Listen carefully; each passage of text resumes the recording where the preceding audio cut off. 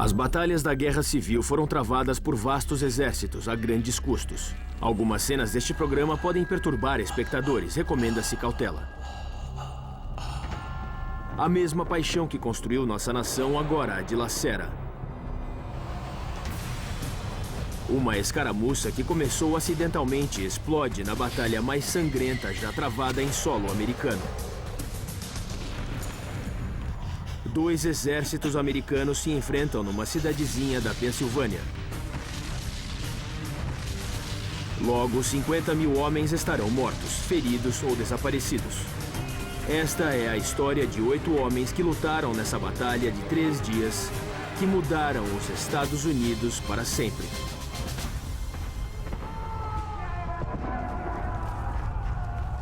A Batalha de Gettysburg.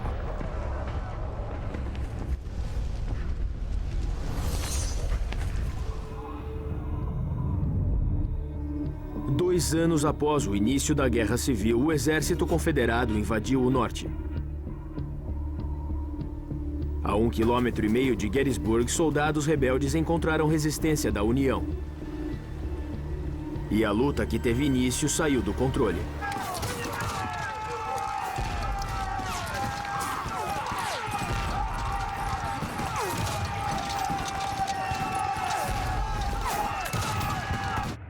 Primeiro de julho de 1863, 10 horas da manhã.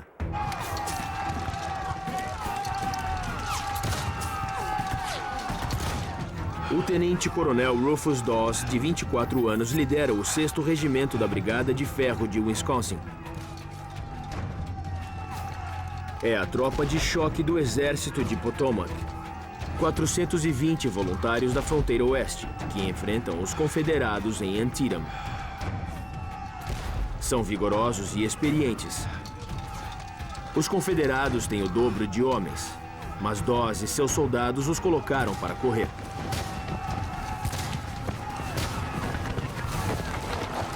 Os rebeldes encontraram abrigo num trecho de ferrovia de 180 metros. Agora eles tinham a vantagem.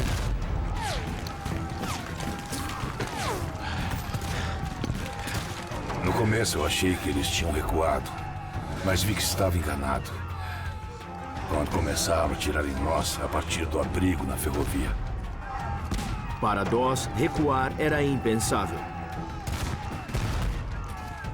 O heroísmo era um traço de família. Seu bisavô, William Dawes, lutou ao lado de Paul Revere.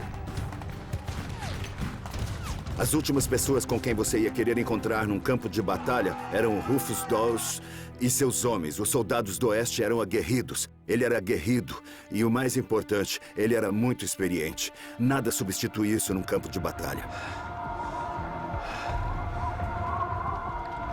Atacar!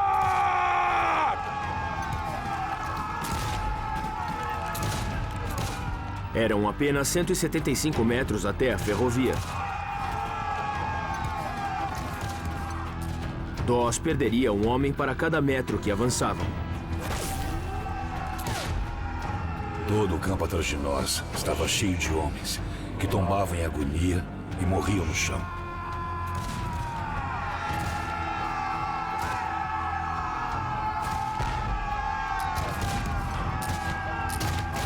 Em meio ao barulho e à fumaça, Dawes contava com as bandeiras do regimento para comandar seus soldados.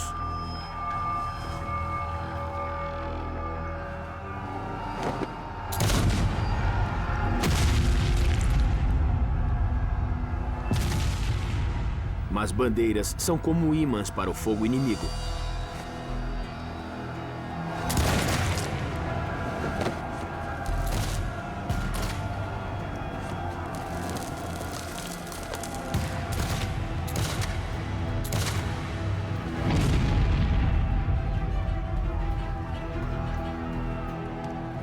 Homens sucumbiam às dezenas.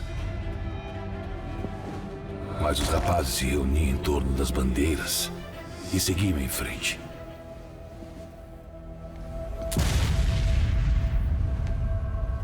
Dawes perdeu 10 homens que levavam as bandeiras em questão de minutos.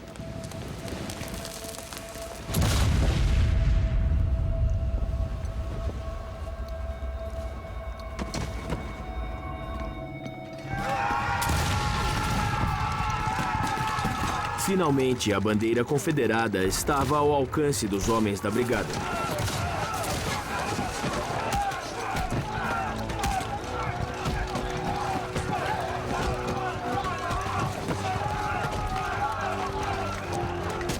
O soldado Eggleston correu para pegá-la, mas foi mortalmente ferido.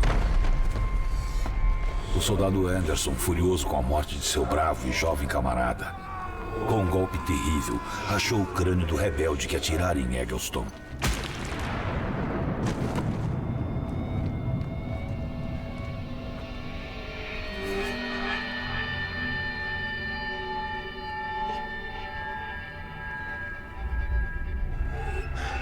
Nessa peleja mortal, o cabo Francis A. Waller conseguiu se apoderar da bandeira dos rebeldes.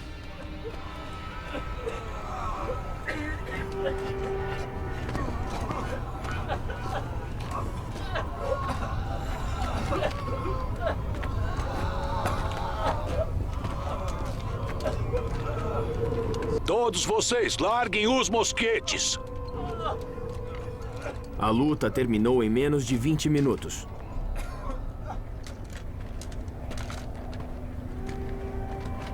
...600 rebeldes estavam mortos, feridos ou desaparecidos. Dawes perdeu quase a metade de seus homens. Dawes era um desses raros soldados que, quando tudo está caótico, conseguem pensar com clareza, conseguem encontrar um propósito. Ele sabia que precisava inspirar seus homens com a sua presença.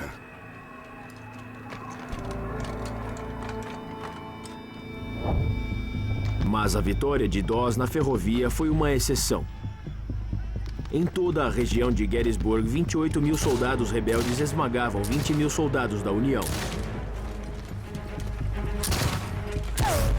A força confederada, com 75 mil homens, seguia em direção a Gettysburg. O exército da Virgínia do Norte era liderado pelo lendário comandante Robert E. Lee. A estratégia de Lee era levar a luta do sul para o norte e ameaçar cidades como Harrisburg e Washington, D.C. Encontrou o exército no rio Potomac, em Gettysburg. Foi aqui que eles lutaram. Se você olhar Gettysburg no mapa, parece uma roda de vagão, com a cidade no centro e os raios seguindo para várias direções. Robert E. Lee e todos os seus soldados chegaram a Gettysburg, mas não era o que ele queria. Essa batalha começou por acidente, começou por causa das estradas, e à medida que as tropas chegavam a essas estradas, explodiu a maior batalha já travada no hemisfério ocidental. Após uma série de vitórias em todo o sul, o exército de Lee invade o norte no auge de sua força. Robert E. Lee sentia-se confiante enquanto marchava para Gettysburg. Eles enxergavam o fim do túnel, sentiam que se vencessem no norte, a guerra finalmente acabaria. O momento era aquele, 63. O Lee sabia e não queria deixá-lo passar. É preciso lembrar que Lee não estava lá para vencer outra batalha. Robert E. Lee estava lá para vencer a guerra. 1º de julho de 1963, 3 da tarde. No lado norte de Gettysburg, soldados da União levavam a pior. Tudo o que separava a cidade dos ataques aos rebeldes era a 11ª Corporação. Vamos!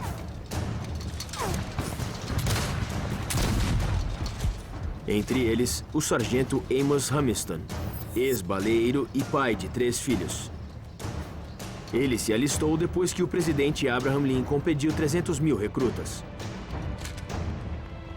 Amos Humiston era como tantos soldados da União que sentiam um profundo amor pela família e pelo lar, mas que também tinham um forte comprometimento com o exército e com a nação. Uma bala atingira suas costelas 6 semanas antes em Chancellorsville.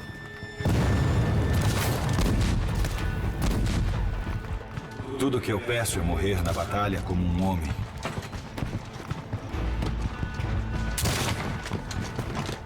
Mas odeio a ideia de morrer aqui como um porco.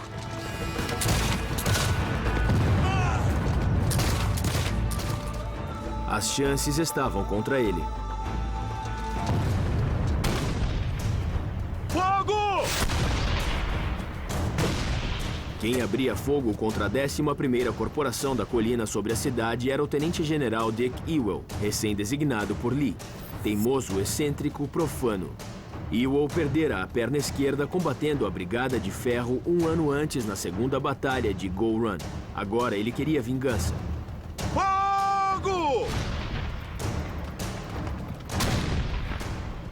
Um mês antes, o lendário segundo comandante de Robert A. Lee, Stonewall Jackson, fora morto em batalha e substituído por Ewell, que precisava fazer jus ao antecessor.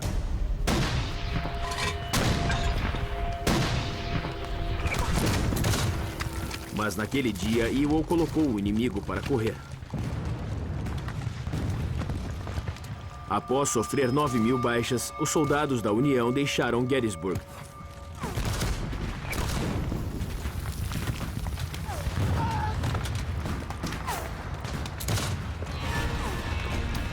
Hamilton tinha ordens para cobrir a retirada.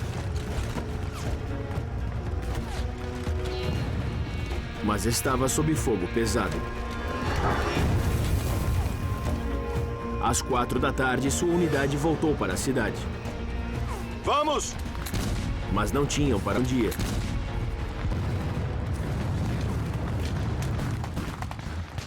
Sob o comando de Ewell, os confederados ocupavam a cidade.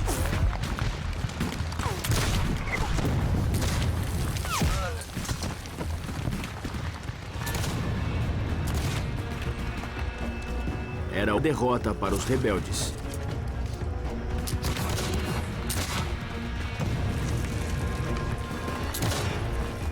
Cercado, Amos Hamilton faria a maior batalha de sua vida.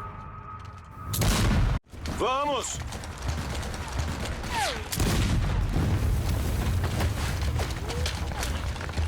Primeiro de julho de 1863, 4:30 da tarde.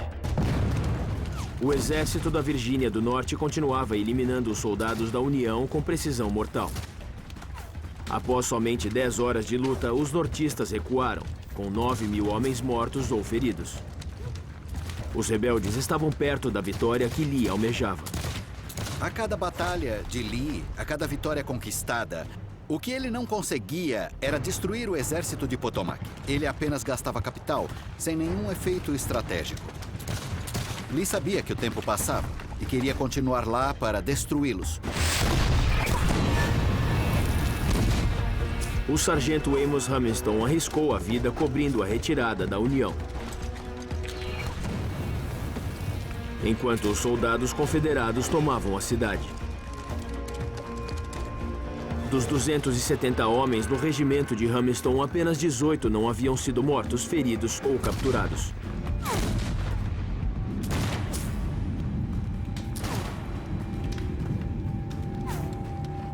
Hamilton estava encurralado. Você colocou os pequenos na cama, querida esposa, e os cobriu com carinho. Meu Frank, Ali e Fred. E eles rezaram antes de dormir. Talvez tenham sussurrado o nome de alguém que está longe, em terras sulistas, e que deseja também estar aí, junto de vocês.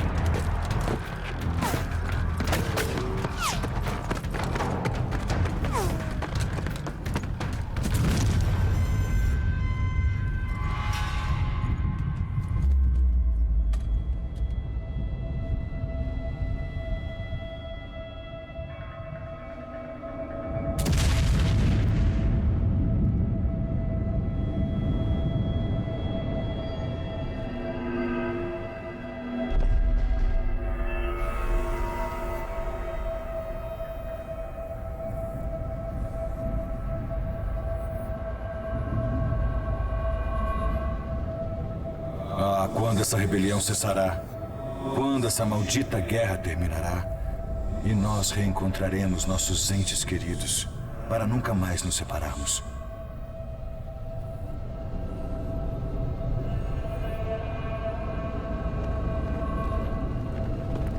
Do outro lado de Gettysburg, moradores amedrontados se escondiam onde podiam, até no cofre do banco da cidade. Outros fugiram enquanto os rebeldes invadiam a cidade.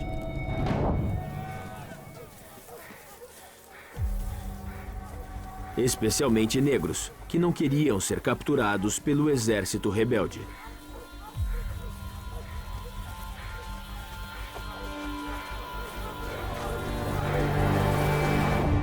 A apenas 7 quilômetros ao norte da linha Mason-Dixon, Gettysburg fazia parte da ferrovia subterrânea, uma rota com casas que escondiam escravos que fugiam para o norte.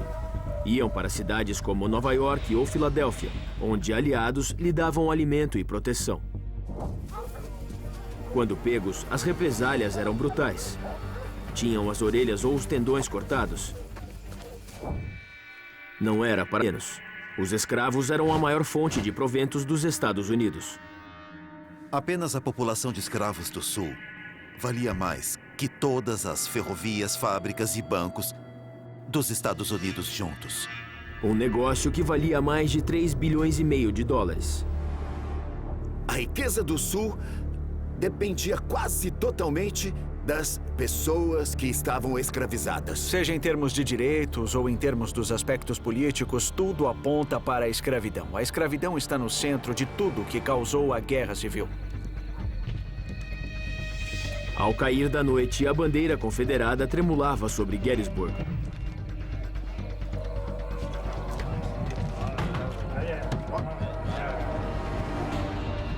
Casas e prédios públicos se tornaram hospitais improvisados que recebiam a multidão de feridos. Fanny Bueller, dona de casa e mãe, colocou a família em perigo ao acolher soldados feridos da União. Eu nunca tinha visto um grupo de homens tão lastimável, com suas roupas sujas e rasgadas, seus chapéus, sapatos e machucados. Senti uma pena imensa deles.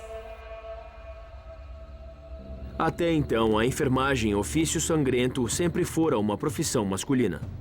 Mas durante a Guerra Civil, 20.000 mulheres se inscreveram para cuidar dos feridos. Uma enfermeira da União, Clara Barton, depois fundou a Cruz Vermelha. Os soldados rebeldes batiam de porta em porta, procurando soldados da União, escondidos por toda a cidade. Lee não tinha onde manter os prisioneiros. Durante a guerra, tantos foram capturados que o Norte e o Sul adotaram um código de honra. Os prisioneiros em condicional juravam que não voltariam a lutar até que fossem formalmente trocados. A condicional era assim: eu lhe dou um papel escrito. Não lute mais. E se eu pegar você lutando, então você vai se arrepender. E o que vamos fazer depois é reunir homens do seu exército e homens do nosso exército num lugar que seja neutro e vamos trocar soldados, como meninos que ficam trocando figurinhas, sabe? Eu troco 3 generais por 4 coronéis e 9 tenentes por 15 soldados. A punição por violar a condicional era a morte.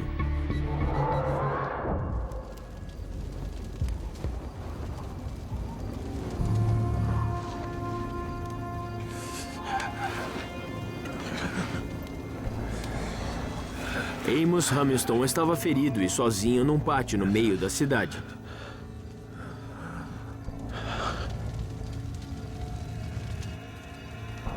Ele tirou do bolso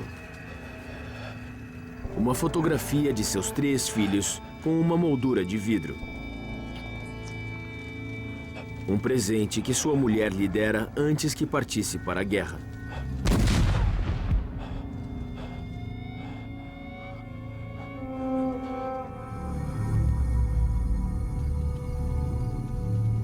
A história de Amos Hamilton comove qualquer soldado. Se você visitar qualquer unidade do exército americano hoje, certamente vai encontrar soldados com fotos dos filhos, da mulher, da namorada, porque isso é um elo tangível com a vida normal deles. A condição de combate não é normal. Você está lá a serviço de seu país, para fazer o que a nação lhe pedir.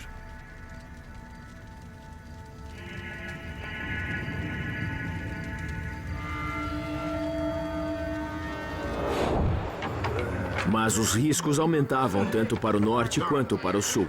No planalto fora da cidade, Rufus Dawes e o exército da União se preparavam.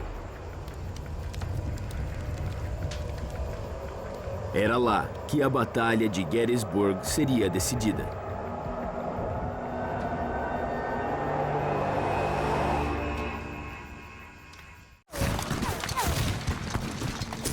Depois de sofrer pesadas baixas, as tropas da União saíram de Gettysburg, deixando a cidade sob controle dos confederados. Pode parecer que a batalha do primeiro dia foi uma grande perda para a União. Eles foram derrotados no primeiro dia. Mas a intensa luta que eles travaram no norte e oeste da cidade, que alguns deles travaram nas ruas de Gettysburg, permitiu que eles voltassem à sua posição escolhida. Eles recuaram para uma série de montes que chegavam a 240 metros. Uma altura que dava à União uma vantagem militar crucial.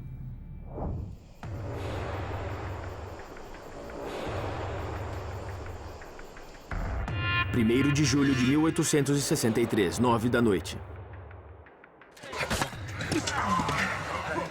No Monte Cope, Rufus Dawes e o que restara de sua brigada de ferro cavavam. Tinham uma nova arma, a pá. Construíam parapeitos, uma forma de defesa que remontava aos romanos. Adiante! Sigam em frente! Alguns oficiais achavam que defesas criavam covardes. Mas não Dawes. Após perder metade de seus homens, ele queria toda a proteção possível.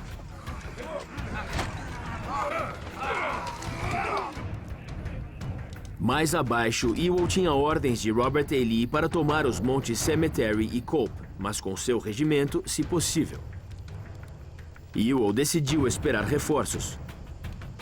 Uma decisão que teria críticas consequências. Ewell olhava para cima e via toda aquela atividade nos montes. Seus homens estavam cansados da marcha após a batalha que haviam acabado de travar. E alguma coisa nele disse: eu não vou fazer isso, ou não posso fazer isso agora. Mas certamente, ao final do dia, ele desapontou seu comandante e certamente a si mesmo. Os confederados pagaram por aquela decisão durante 3 noites. Essa é uma das grandes dúvidas da batalha. Se Ewell tivesse tomado e controlado o Monte Cope e a terra ao redor, o exército da União teria sido obrigado a sair. E a batalha teria sido travada em outro lugar, talvez não tanto para a vantagem dos Yankees. 1º de julho de 1863, 11 da noite.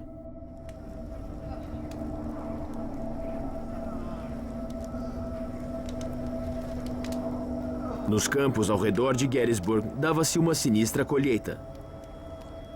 A dos mortos e feridos do primeiro dia. Quem cuidava dos feridos dos dois lados era o Dr. LeGrand Wilson, confederado, profundamente religioso. Nasceu em Jackson, Mississippi, mas estudou no norte. Sua família tinha 40 escravos no Mississippi. Foi minha primeira experiência num campo de batalha. E foi de um horror indescritível. Se todos os seres humanos pudessem ver o resultado das loucas paixões humanas como eu vi naquela noite, a guerra acabaria. Jamais haveria outra batalha. A espantosa quantidade de mortos na Guerra Civil é algo difícil de absorver. O número de soldados que morreram na Guerra Civil costuma ser estabelecido entre 620 e 630 mil. Hoje, isso corresponderia à perda de 6 milhões de vidas.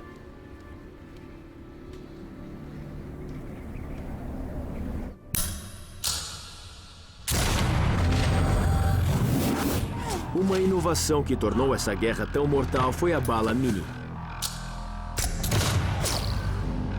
90% dos soldados tratados por Wilson tinham ferimentos causados por essa bala.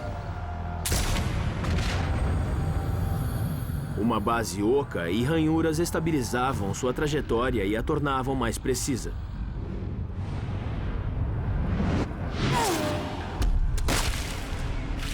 No impacto, ela se achatava, causando ferimentos muito maiores do que as balas dos mosquetes tradicionais. A bala deformada quebrava os ossos, cujos estilhaços perfuravam o corpo. Suas ranhuras continham bactérias letais, que causavam gangrena, cujo único tratamento era a amputação.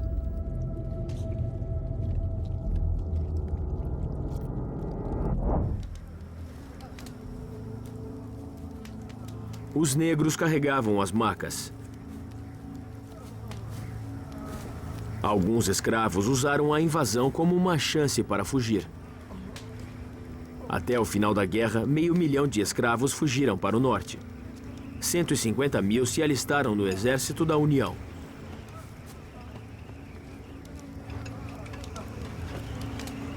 O Dr. Wilson perdeu um membro da família no primeiro dia da batalha. Entre os mortos estava meu sobrinho, o tenente George Adrian Halls, que deve ter sido morto pelo inimigo de manhã.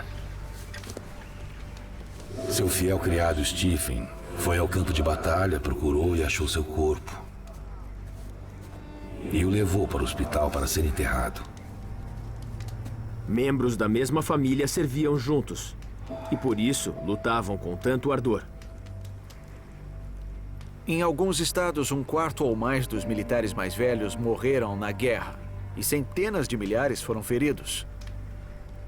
Em alguns casos, todos os jovens de uma cidade foram dizimados durante a guerra. – 2 de julho de 1863, meia-noite.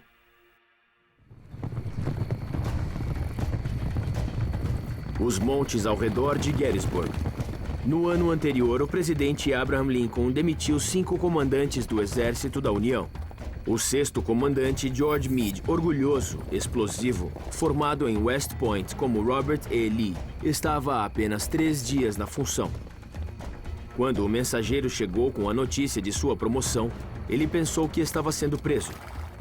Mas Meade chegou com uma vantagem: o terreno alto. Sendo topógrafo, ele sabia como usá-lo. Posicionou seus soldados de modo a tirar vantagem do terreno. Situou-os em Little Round Top, Cemetery Ridge, Cemetery Hill e Culp's Hill, formando assim uma linha defensiva no formato de um anzol. Quando os confederados invadissem Gettysburg, Meade poderia enviar homens para responder a ataques de qualquer direção. As forças da União tinham linhas interiores em posição de defesa, ou seja, o flanco direito estava muito próximo ao flanco esquerdo e eles podiam enviar reforços de um flanco ao outro. Era uma posição defensiva perfeita.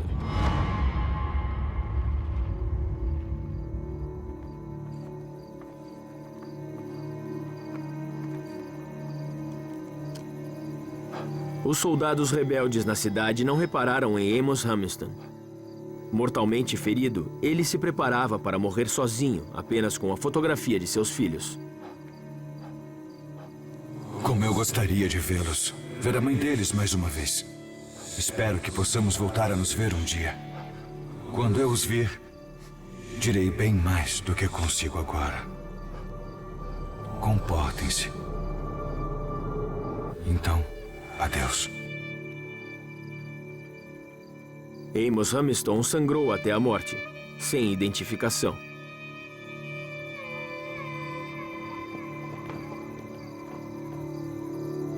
O medo de morrer anonimamente atormentava soldados dos dois lados. Alguns bordavam o nome no uniforme. Ainda não existiam placas de identificação. Até o final da guerra, 400 mil soldados seriam considerados desaparecidos. Não podemos imaginar a escala de morte, de sofrimento. Ninguém poderia ter imaginado uma tal carnificina.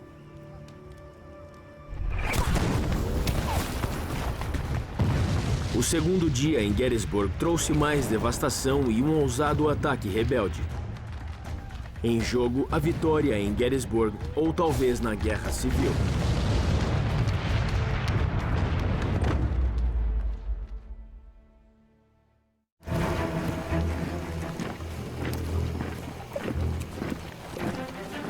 2 de julho de 1863, meio-dia. Os rebeldes planejam fazer um ataque surpresa, com 14.500 soldados. Sua missão é romper o cerco da União nas colinas flanqueando o Anzol de Meade. A meta dos confederados em 2 de julho era encontrar, atacar e destruir os soldados da União, desfazer a posição deles e vencer a Batalha de Gettysburg. O líder de uma unidade rebelde era o brigadeiro-general William Barksdale. Escravagista, separatista, patriota sulista, nascido em Columbus, Mississippi. Barksdale era um homem que defendia as ideias confederadas e as levava adiante com agressividade, com ódio manifesto pelos Yankees. Mas havia um problema. O território à frente dele não fora patrulhado, pois a cavalaria de Lee estava longe, a 19 quilômetros de distância, recolhendo suprimentos. A cavalaria, os olhos e ouvidos de qualquer exército não estava mais em comunicação com Lee. Lee estava cego no campo de batalha. E por causa disso, ele não sabia o que a União estava fazendo, e isso, é claro, prejudica qualquer exército. Sem a cavalaria para guiá-las, as tropas rebeldes avançaram até quase ficarem à vista dos soldados da União. Barksdale e toda a força de ataque precisaram encontrar outra rota. Um atraso grave que lhes custou 2 horas. Nesse tempo, Meade reforçou suas defesas. Quando me perguntam, e se houvesse metralhadoras na Guerra Civil, eu digo, esqueça isso. Um par de walkie-talkies teria mudado o desfecho da Guerra Civil. A 5 quilômetros dali, George Meade também tinha um problema. Após 3 dias no cargo, ele perdeu o contato telegráfico com Washington, D.C. Inventado 25 anos antes, o telégrafo mudava o modo com que as batalhas da Guerra Civil eram travadas. O presidente Abraham Lincoln, um diligente e comandante em chefe, gostava de receber notícias do fronte o tempo todo. A unidade de comunicação instalava linhas temporárias até os generais. Mas em Gettysburg, o equipamento não havia chegado.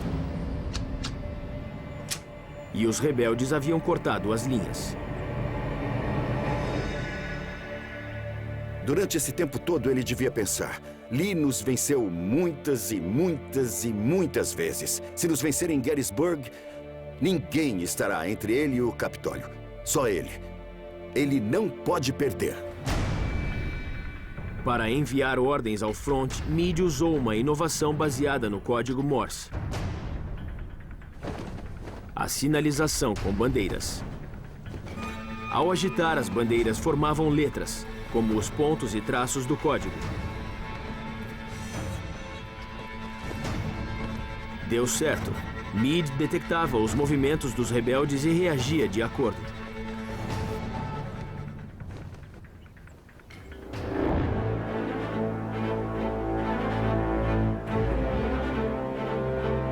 Enquanto isso, no Monte Coop, Rufus Dawes esperava com o que restara da Brigada de Ferro.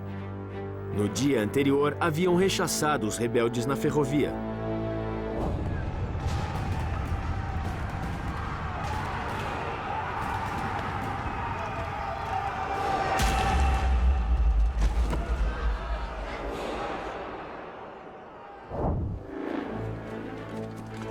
Naquele dia, 11.500 homens defendiam o flanco direito do Anzol. O Anzol de Meade, que se estendia por mais de 5 quilômetros, era formidável. Defesas ao longo do terreno alto tornavam a linha da União quase impenetrável, desde que os soldados permanecessem em posição.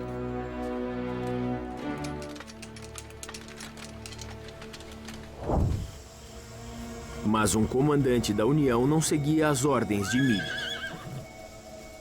O major-general Dan Sickles. Um milionário desonesto e sem princípios. Acabara de ser absolvido por assassinar o amante da esposa, usando pela primeira vez nos Estados Unidos o argumento de loucura temporária, e sairia de Gettysburg com a imagem ainda mais manchada. Dan Sickles só pensava nele mesmo. Se alguma coisa não beneficiasse Dan Sickles, ele nem se interessava pela coisa. Ele não frequentou West Point, não tinha experiência militar, mas usou seu dinheiro, influência e poder para montar seu regimento.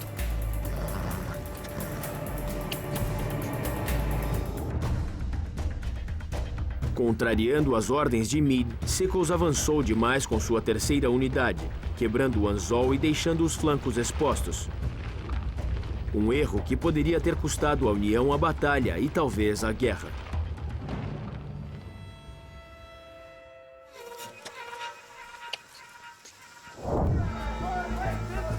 Após horas de atraso, a força rebelde finalmente se posicionou, mas Lee perdera o elemento surpresa. A União sabia que eles estavam lá.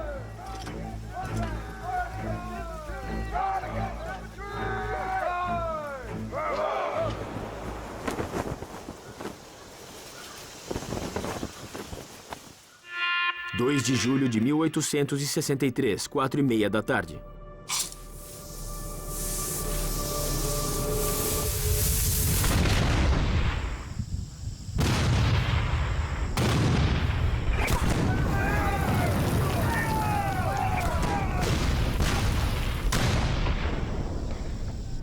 No Monte Cope, Dawes ouviu o ataque começar. A tempestade da batalha, de repente, começou. Fogo de artilharia e de mosquetes trovejava e explodia por toda parte. Onda após onda de soldados rebeldes lançaram um dos ataques mais épicos da Guerra Civil. Barksdale estava perto da batalha que sempre desejou, mas tinha ordens para não avançar. Vamos avançar! William Barksdale estava pronto. Mal podia se conter, mas precisou esperar.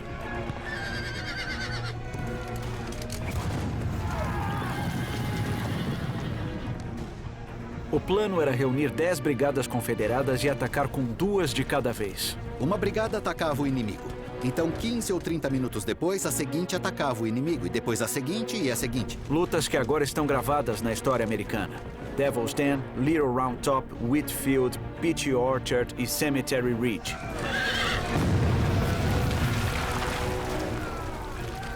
Barksdale viu que o erro de Sickles deixara a União vulnerável,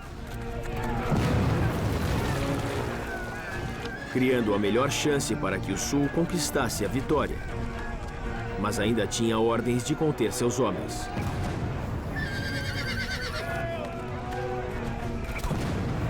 Vamos, homens!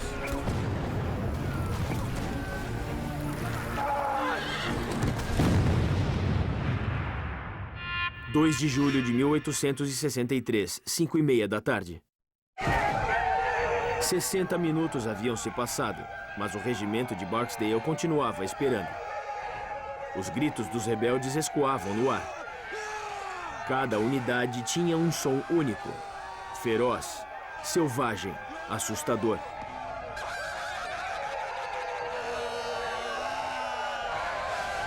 Ao lado de Barksdale estava o soldado Joseph Lloyd, 21 anos, trabalhador, nascido em Big Oak, Mississippi.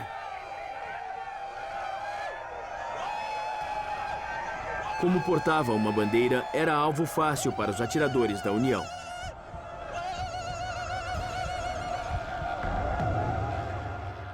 (2 de julho de 1863, 6 da tarde. Vamos, homens! 90 minutos após o início dos ataques, Barksdale e seus homens finalmente foram liberados para lutar.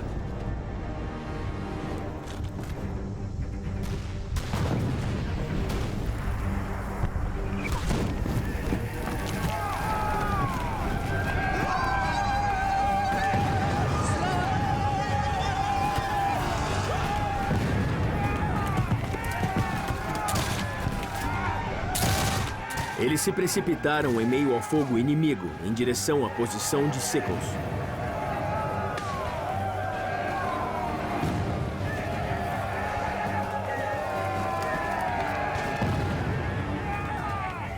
O que aconteceu depois poderia mudar o curso da guerra.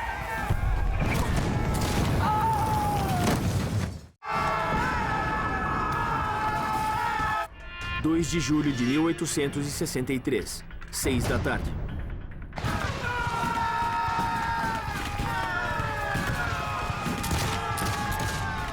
Cheios de adrenalina, seguros de sua causa, William Barksdale e sua brigada do Mississippi finalmente atacaram.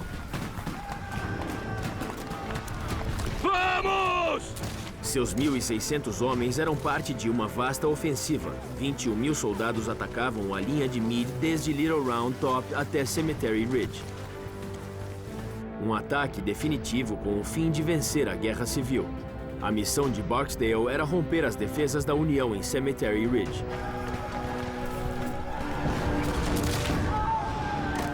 E a oportunidade para isso estava dada. Contrariando ordens, o general da União, Dan Sickles, tirou seus soldados de posição. Estavam vulneráveis, alvos fáceis para Barksdale e seus homens. Se Barksdale e outras brigadas confederadas próximas conseguissem aproveitar aquela falha na linha, seria desastroso para a União. O exército seria cortado em 2. Os homens de Barksdale se lançaram contra os soldados de Sickles, esmagando-os.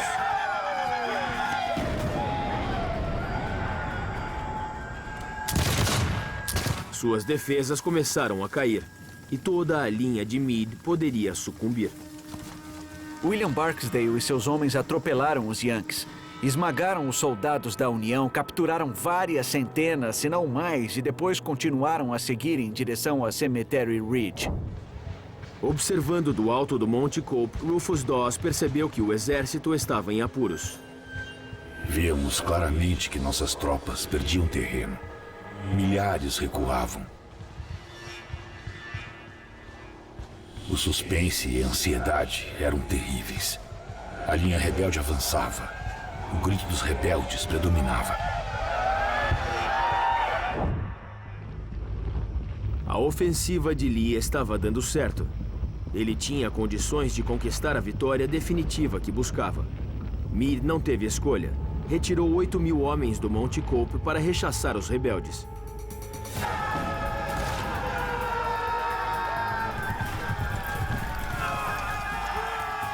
Correndo em direção a Cemetery Ridge, Barksdale e Lloyd avançaram 600 metros sob uma chuva de fogo inimigo.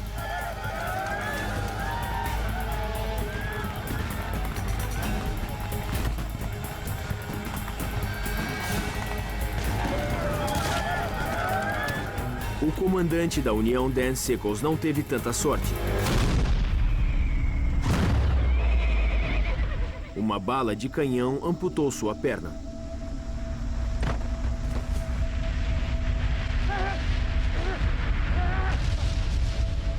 Um oficial Yankee brincou.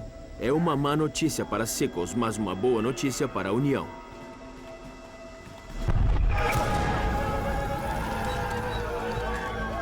A brigada de Barksdale levou quase 1 hora, mas finalmente cruzou a linha de Sickles. Soldados da União começaram a fugir. Os homens de Barksdale se aproximaram de Cemetery Ridge, farejando vitória.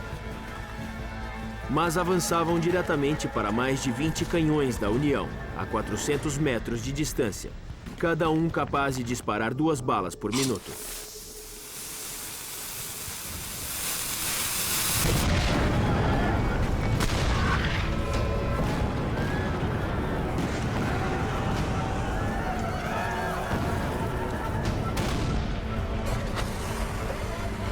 Um saco de pólvora explodia e impulsionava uma bala de canhão de 5 quilos de ferro maciço a mais de 400 metros por segundo.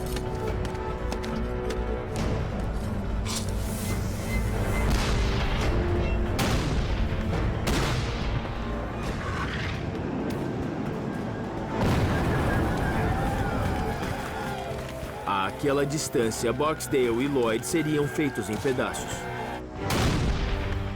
Barksdale foi gravemente ferido durante o ataque. Foi atingido na perna esquerda, era um ferimento perigoso e sangrava profusamente. Pediram-lhe que deixasse o campo, mas ele recusou. Continuou liderando o ataque. Mesmo tendo perdido parte do pé esquerdo, continuou na cela. liderando o ataque. Sabia o que estava em jogo. A brigada do Mississippi chegou perto de cruzar as linhas da União, mas os reforços de Meade barraram o caminho de Barksdale e Lloyd. Eu virei para frente e vi o inimigo correndo pelo mato e atirando em nós. Eles tinham vindo do alto do monte. E o valente Barksdale cavalgou até nós e assim mesmo gritou: "Adiante!" Exaustos, os homens de Barksdale finalmente saíram da formação, perdendo o poder de fogo combinado. A bandeira rebelde tornava Lloyd um ímã para balas. Um choque, como se eu tivesse um ferro na mão esquerda e uma ponta tivesse prendido no chão.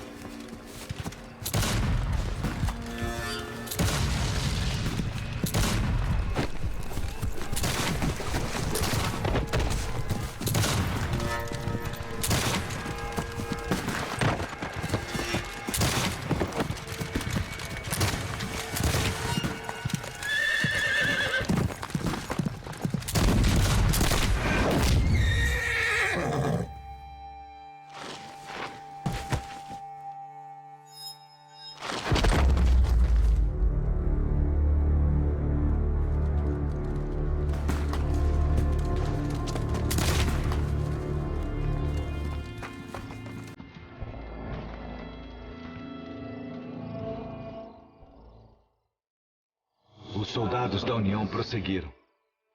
Um deles colocou uma tipóia no meu braço e disse: "Boa sorte."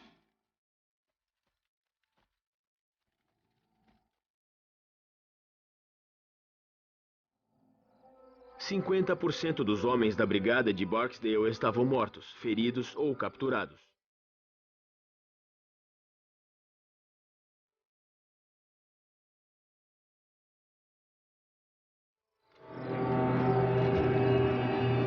Lloyd quase deixou de notar seu comandante, que tombara. Ouvi um gemido fraco à direita. Virei e vi o general Barksdale. Que decepção quando levei meu cantil até seus lábios para matar sua sede. E vi que uma bala o furara.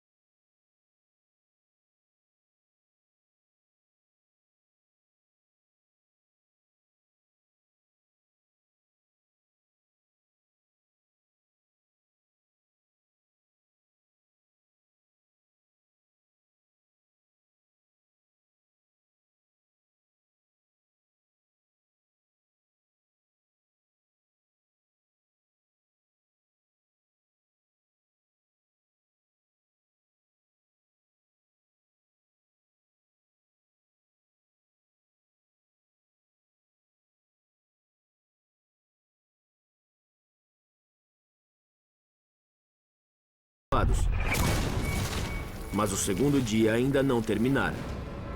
Para afastar os rebeldes, Meade tirou soldados do Monte Cope. Ao cair da noite, apenas 1.400 soldados da União continuavam a defendê-lo. Era uma oportunidade que os confederados não perderiam. Era a grande chance deles.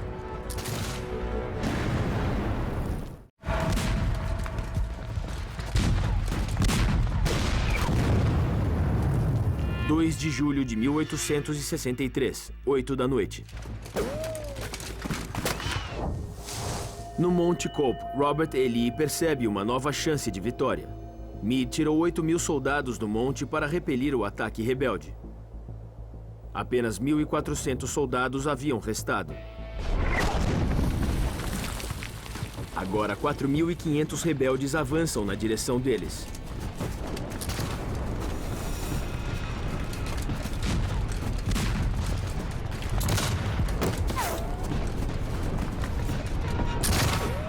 Um dos rebeldes que subia o Monte Cope era o soldado Ridley Howard, 33 anos, dono de escravos e membro de uma rica família de Maryland. Nascera em Baltimore. Seu avô lutara com Washington na Revolução. Agora ele lutava para dividir a nação que eles haviam criado. Para desgosto de Howard, Maryland se alinhou com o Norte.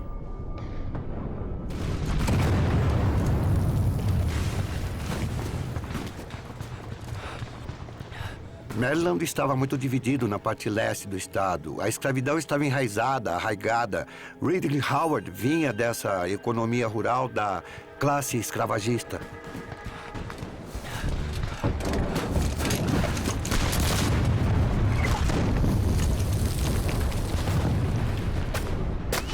Howard e os rebeldes de Maryland atacaram os soldados da União emboscados no monte. Os primeiros parapeitos estavam a 400 metros de altura.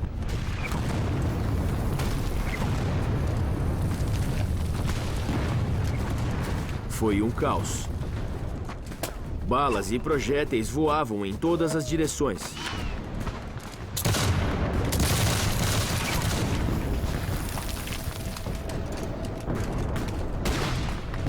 Eram federados entrincheirados, com defesas feitas de troncos, pedras e barro.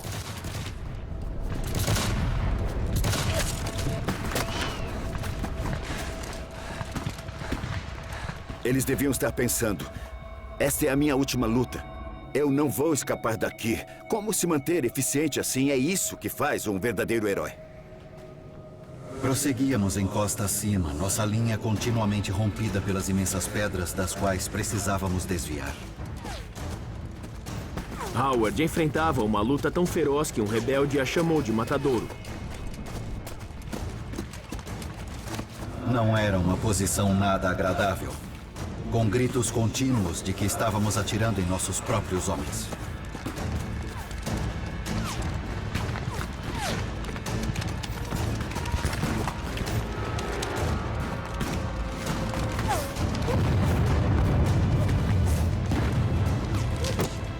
Os soldados rebeldes escalavam o Monte Cope a um preço terrível.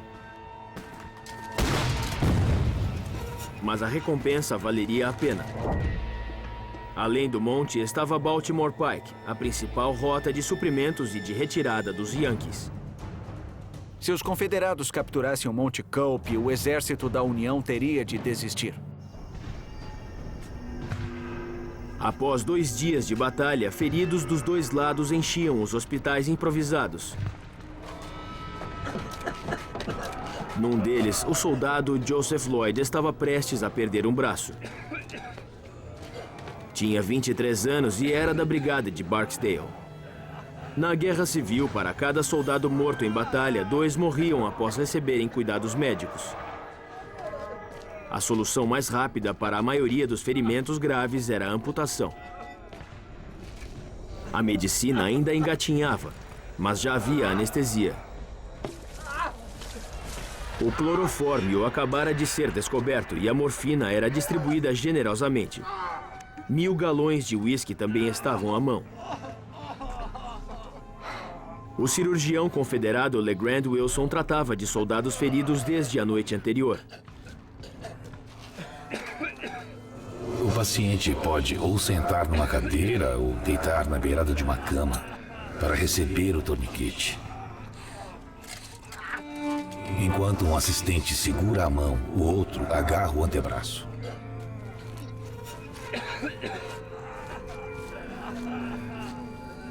A amputação levava em média 12 minutos. Sem antibióticos e sem conhecimento sobre infecções. Eles não paravam nem para lavar as mãos ou os instrumentos. Os cirurgiões trabalhavam 24 horas por dia. Lloyd foi um dos que tiveram sorte. As chances de sobreviver a um braço amputado eram de 77%. 2 de julho de 1863, 10 da noite.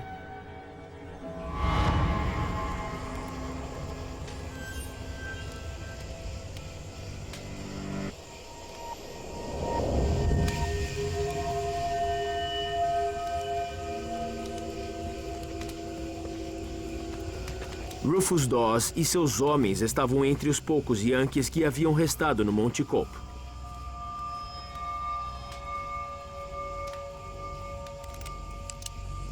E começaram a descer para contra-atacar.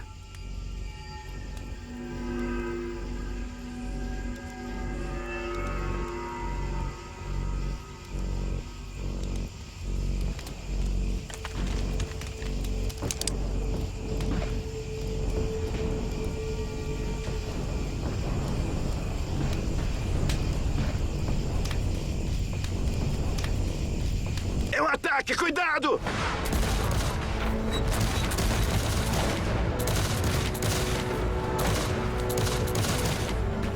Quando nos aproximamos das trincheiras, disparamos nossos mosquetes.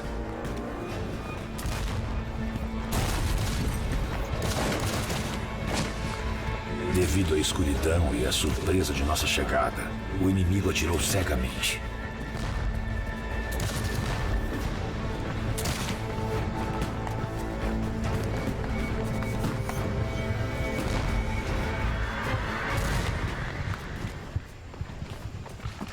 Dawes e seus homens venceram a luta, mas como no primeiro dia, foram a exceção.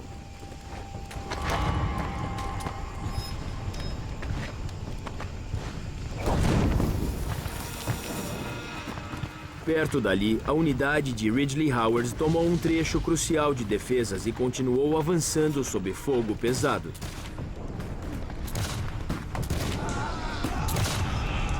Os federados atiravam contra nós pela frente, pela esquerda e por trás. E o fogo era terrível. Aumentava a cada passo que dávamos. Mas nós persistimos.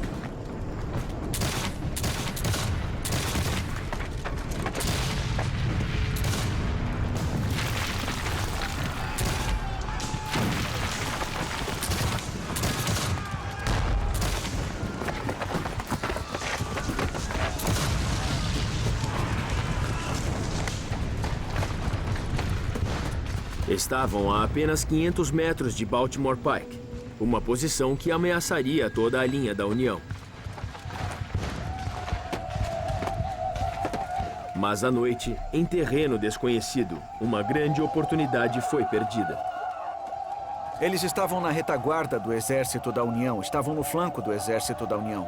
Mas devido a algo tão simples, a escuridão, eles nem sabiam quão perto estavam.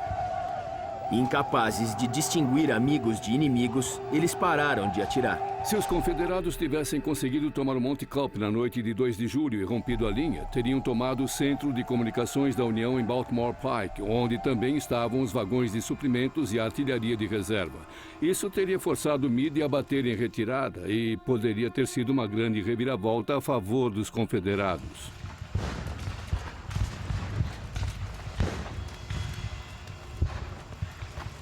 Enquanto o fogo diminuía no Monte Cope, a União vencia um tipo diferente de batalha. Sua recém-formada agência de inteligência, o Bureau de Informações Militares, tentava descobrir os planos de batalha de Lee. Os agentes do BMI interrogaram prisioneiros confederados e descobriram que tinham homens de todas as divisões rebeldes, salvo uma: a de George Pickett. Eram os únicos reforços de Lee. Meade esperava que os rebeldes atacassem no dia seguinte com tudo que tinham.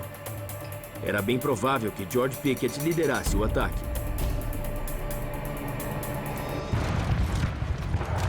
Fogo! No dia seguinte, Ridley Howard enfrentaria seus vizinhos de Maryland numa luta mortal. E Robert E. Lee lançaria um último ataque decisivo com a unidade de Pickett.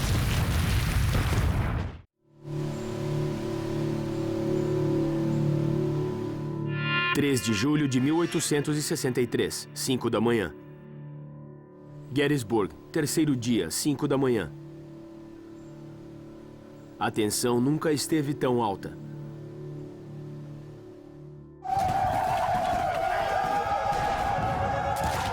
No dia anterior, Robert E. Lee esteve prestes a conquistar a vitória. Tropas confederadas atacaram o flanco esquerdo da União e quase romperam a linha de defesa. Robert E. Lee sabia que havia chegado muito perto. Mas em vão. O general Meade também estava abalado. Sabia que havia sido por pouco, que escapara da derrota por um tris.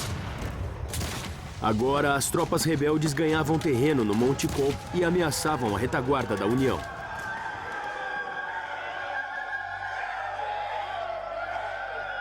Meade mandou reforços. Uma brigada da União era liderada pelo coronel James Wallace, um homem culto, rico, também de Maryland. O único coronel nortista que possuía escravos. Durante a Revolução, seu avô e o de Ridley Howard haviam lutado no mesmo regimento. Naquele dia, os netos lutariam um contra o outro. Maryland, como outros estados na fronteira, estava dividido em relação a quem apoiar. Precisavam decidir de que lado estavam. Maryland era um dos 5 estados na fronteira leais à União, mas lá a escravidão era legal. Escravagistas discutiam com anti-escravagistas. Tropas federais ocuparam Baltimore durante toda a guerra para evitar um levante confederado.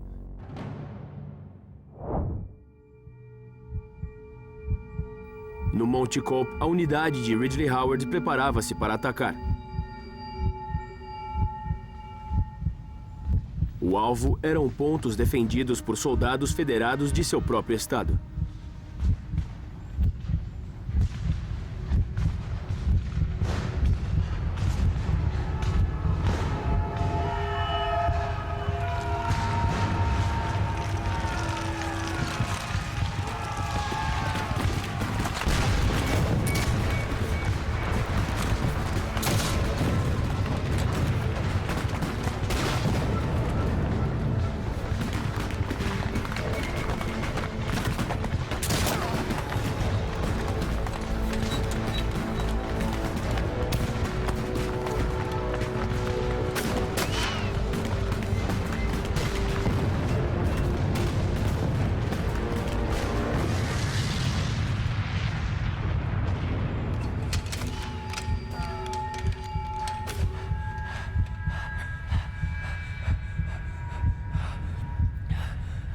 Os homens pareciam sentir a gravidade da ocasião e entender o caráter desesperado do ataque a ser feito.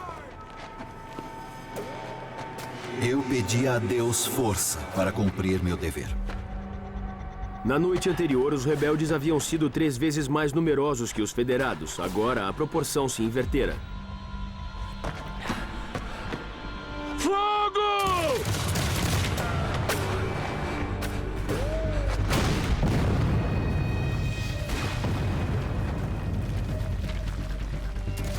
Parecia que toda a minha companhia estava sendo varrida pela chuva de balas e projéteis que caía sobre nós.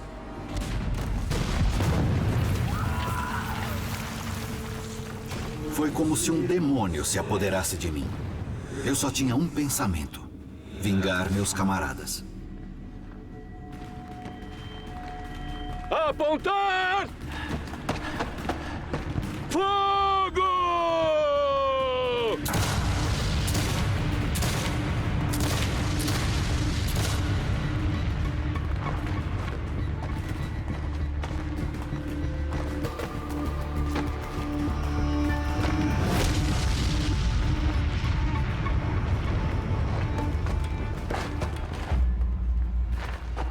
Howard foi atingido por uma bala do Regimento Federalista de Maryland. Senti minha coxa queimar. E era como se todo o sangue do meu corpo estivesse indo naquela direção. É difícil dizer isso, mas estou convencido de que os federados atiraram deliberadamente enquanto estávamos indefesos naquele campo. Um soldado à minha esquerda levou um tiro. E eu também, no quadril. Ferimentos no quadril quase sempre eram fatais. Eu esperava que cada momento fosse o último. Então eu me endireitei, cruzei os braços sobre o peito e esperei minha hora chegar. O tempo pareceu parar enquanto Ridley Howard se preparava para morrer.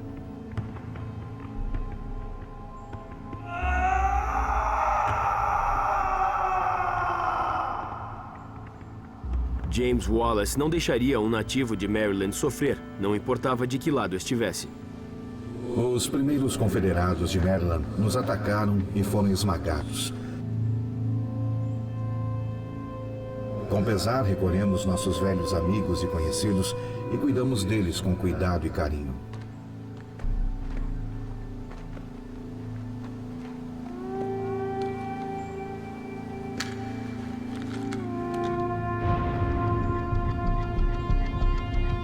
Não sei quanto tempo fiquei lá. Segundos pareciam minutos, e minutos, horas. Os soldados de quem Howard menos esperava ajuda correram para socorrê-lo. Os mesmos federados que haviam atirado nele. Eles me perguntaram qual era meu regimento. E eu disse que era o batalhão de Maryland.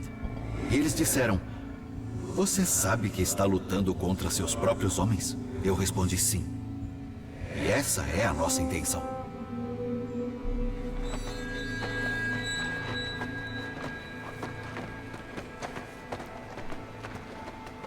Como a investida rebelde ao Monte Cope foi frustrada, Robert E. Lee preparou outro ataque devastador. Seria uma das batalhas mais famosas da Guerra Civil, com 12.000 soldados confederados e centenas de canhões. A maior barragem de artilharia da história da América do Norte estava prestes a começar.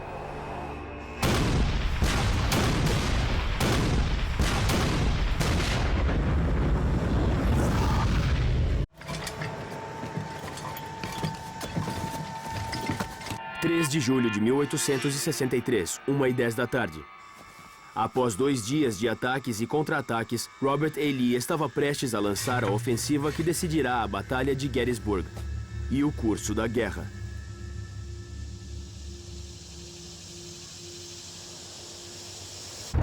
Ele enviaria 12.000 soldados da divisão de George Pickett, seus únicos novos reforços.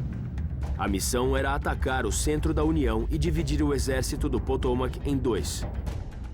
Lee empurrou todas as suas fichas para o centro da mesa, porque sabia que era a última chance que teria. Foi uma decisão calculada, bem pensada, e tinha uma chance razoável de sucesso. O líder de uma das brigadas rebeldes era o general Joe Davis, aristocrata e dono de escravos. Seu tio era o presidente dos confederados, Jefferson Davis.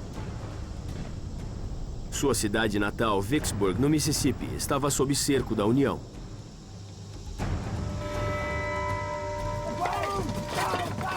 Para enfraquecer as defesas da União, os confederados posicionaram 160 canhões. Uma linha de artilharia tinha 3 quilômetros de comprimento. Contra eles, 100 canhões da União.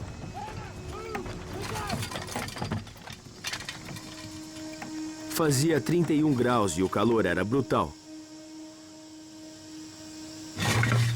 Fogo! Fogo! Fogo!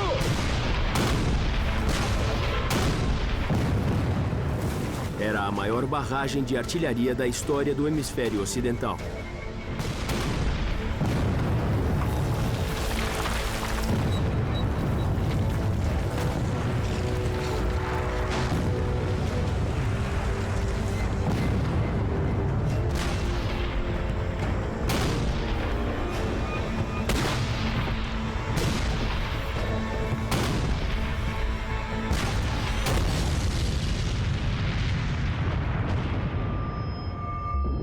A percussão sacudia os órgãos internos. Esses órgãos, às vezes, em alguns casos, literalmente se rompiam. As membranas do ouvido rasgavam. Por isso, o sangue escorria pelo rosto de alguns soldados da artilharia.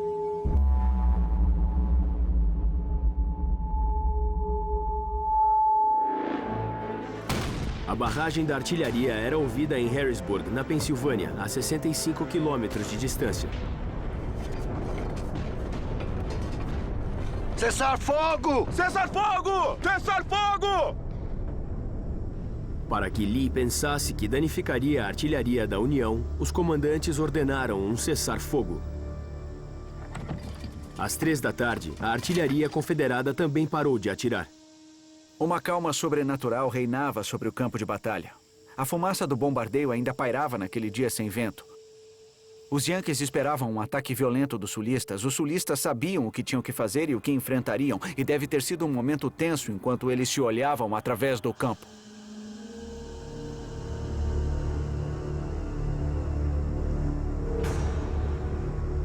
O comando confederado julgava seguro enviar seus soldados. Era hora de começar uma das batalhas mais famosas da Guerra Civil.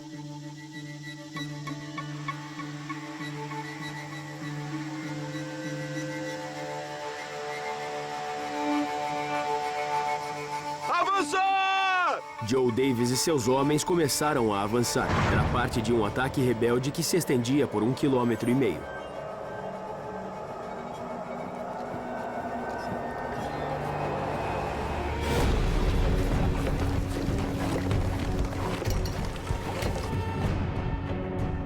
Para alcançar as linhas da União, eles precisavam atravessar 1.700 metros de campo aberto e depois subir uma colina.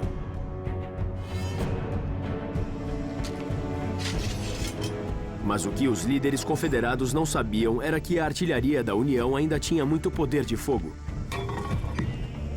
Apenas esperavam que os rebeldes chegassem mais perto. Joe Davis e seus homens marchavam para uma infernal barragem de artilharia.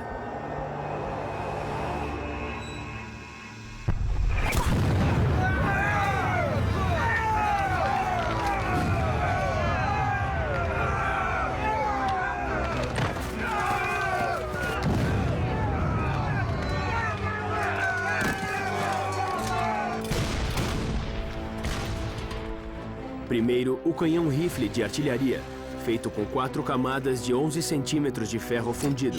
Inventado 2 anos antes, eram resistentes e confiáveis e tinham uma abertura com ranhuras de 7 centímetros para aumentar o alcance e a precisão.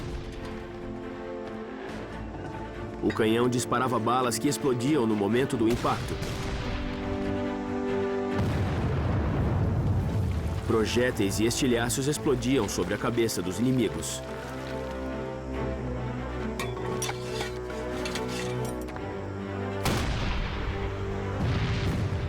Um tiro podia eliminar 10 homens. Estar na mira dos projéteis desses canhões da artilharia era completamente devastador. A pessoa não sabia o que estava vindo, só podia imaginar. E então, de repente, os colegas que estavam ao seu lado sumiram. Foram aniquilados.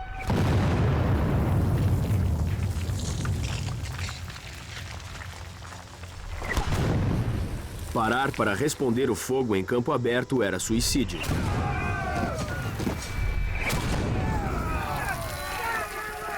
Além de ser inútil, pois os mosquetes não tinham alcance. Vamos, homens! Davis sabia que seus homens precisavam continuar avançando. Éramos cada vez menos numerosos a cada passo, sob aquele fogo destrutivo que atingia fatalmente nossa frente e flanco esquerdo.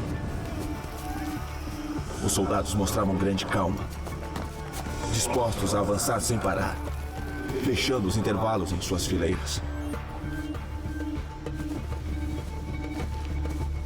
A meio caminho de Cemetery Ridge, os rebeldes entraram na mira do canhão Napoleão. O mais antigo e também o mais popular na Guerra Civil. Disparava 4 tipos de munição, incluindo balas de canhão de 6 quilos. Quando lançadas na frente de soldados que avançam, podem derrubar uma fileira como se fossem pinos de boliche. É difícil entender como eles continuaram avançando diante de tal ataque. Revelaram um altíssimo grau de coragem. Até que pudessem revidar, Davis e seus homens foram apenas alvos de prática de tiro para os federados. O ataque, que ficou conhecido como Investida de Pickett, era barrado a tiros de canhão. – 3 de julho de 1863, 3h10 da tarde. A ofensiva de Lee avançava para as tropas inimigas em Cemetery Ridge. A artilharia da União os esmagava. Avançar! Em Gettysburg, para ambos os exércitos. Joe Davis e seus homens estavam a 400 metros dos canhões da União, ao alcance da caixa de metralha. A caixa de metralha era a arma mais devastadora da época. Latas cheias com 28 bolas de ferro.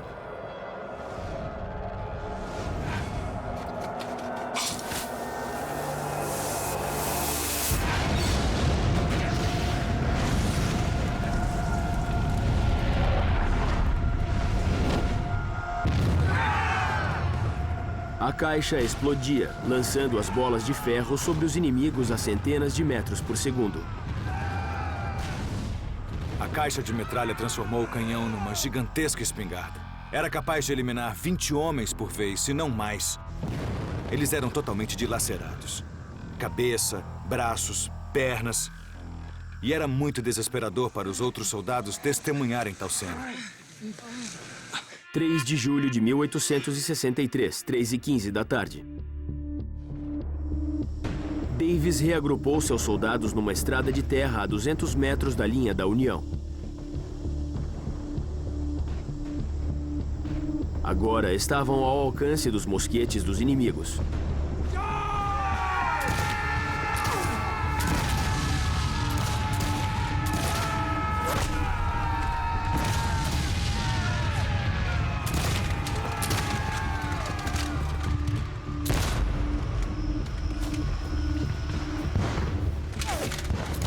Uma cerca que usavam como proteção recebeu 836 tiros. A brigada à esquerda de Davis não conseguiu chegar, deixando o flanco exposto e abrindo um intervalo na linha dos rebeldes.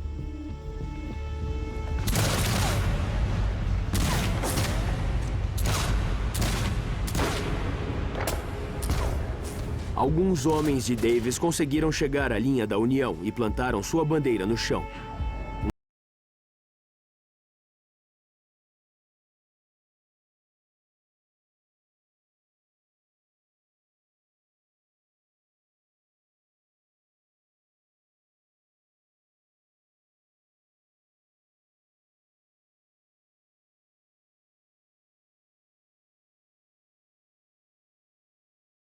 De julho de 1863, 3h25 da tarde.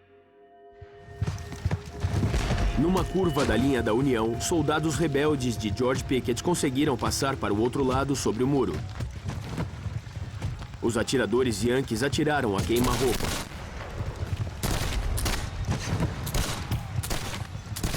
Era a hora do combate corpo a corpo. Era extremamente brutal. Os homens usavam seus cabos de mosquetes, suas facas de guerra, suas baionetas para bater, assim como outras armas. Os rebeldes tomaram 3 canhões, mas logo foram dominados. Era a última chance de Lee em Gettysburg. Mas não bastou. Eles quase dividiram o exército da União em 2, quase conseguiram. O momento mais promissor de Robert E. Lee se transformou em sua maior derrota. 3 de julho de 1863, 3h35 da tarde. Toda a linha rebelde bateu em retirada. Eles foram obrigados, forçados a se retirar pelo mesmo terreno em que fizeram um ataque tão corajoso e intrépido. Mais da metade dos homens que iniciaram a investida de Pickett estavam mortos, feridos, capturados ou desaparecidos. Lee perdeu 1/3 de seu exército em Gettysburg. Foi a batalha mais sangrenta já travada em solo americano. Foram mais de 50.000 baixas. A audaz invasão do norte por Robert E. Lee havia fracassado.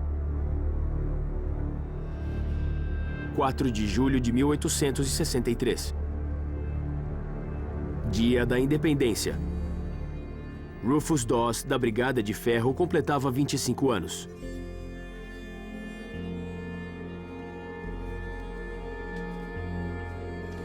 Que aniversário triste. Meu pequeno grupo Agora, com apenas 200 homens, estão enterrando os corpos ensanguentados de amigos e inimigos.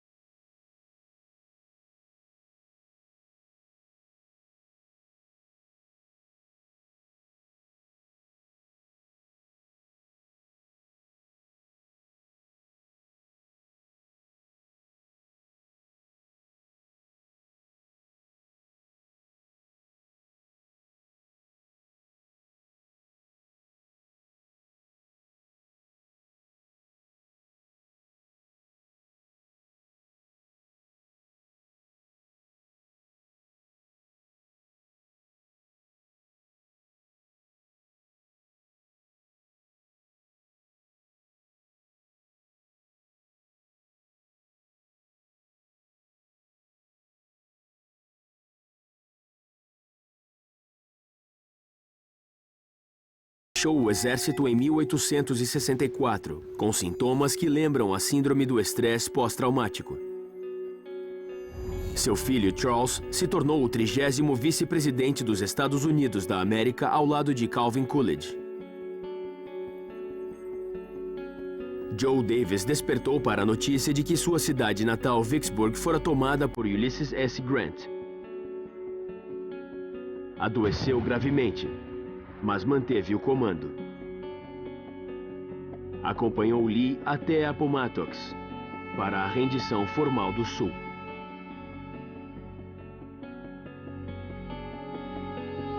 Tropas da União destruíram a fazenda do Dr. LeGrand Wilson. Ele vendeu seu último fardo de algodão e abriu um consultório.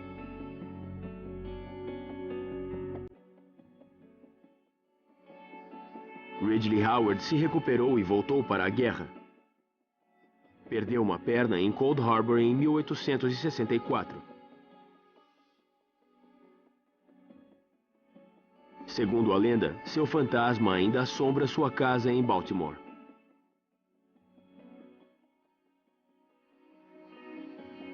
Coube a Fanny Bueller e ao povo de Gettysburg ajudar o exército a cuidar dos feridos e recomeçar a vida.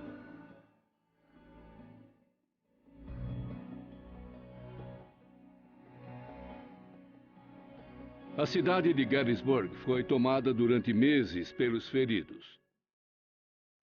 O cheiro da morte pairou no ar por semanas, por meses. Então, os horrores que se seguiram àquela batalha foram os maiores da guerra. Uma menina encontrou um soldado caído num quintal. Ele não tinha nenhuma identificação, mas segurava a fotografia de 3 crianças. A foto foi publicada pelos jornais e se tornou famosa. O mistério do soldado desconhecido comoveu toda a nação. 4 meses depois, uma mulher do norte de Nova York reconheceu as crianças e resolveu o mistério. O soldado era